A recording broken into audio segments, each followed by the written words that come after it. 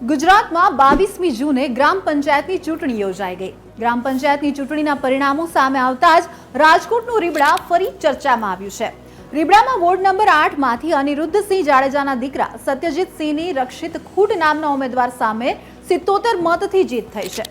સ્વતંત્રતાના આટલા વર્ષો પછી આ વખતે જ્યાં બેલેટ પેપરથી આ ચૂંટણી યોજાઈ હતી ત્યાં 155 માંથી 111 મત મેળવી સત્યજીતસિંહનો વિજય થયો છે।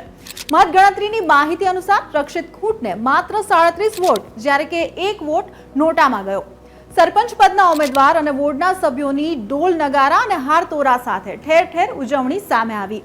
ગોંડલ તાલુકાના રીબડા ગામે એક સભ્યની પેટા ચૂંટણીનું પરિણામ જાહેર થયું છે। પૂર્વ ધારાસભ્ય સ્વર્ગીય મહિપતસિંહ જાડેજાના અવસાન બાદ એક સભ્યની ચૂંટણી યોજાઈ હતી, જેમાં મહિપતસિંહ જાડેજાના જ પૌત્ર સત્યજીતસિંહ જાડેજા વિજેતા જાહેર થયા છે। પરિણામો જાહેર થતાં જ લોકોએ ફૂલહાર કરીને તેમને વધાવી લીધા।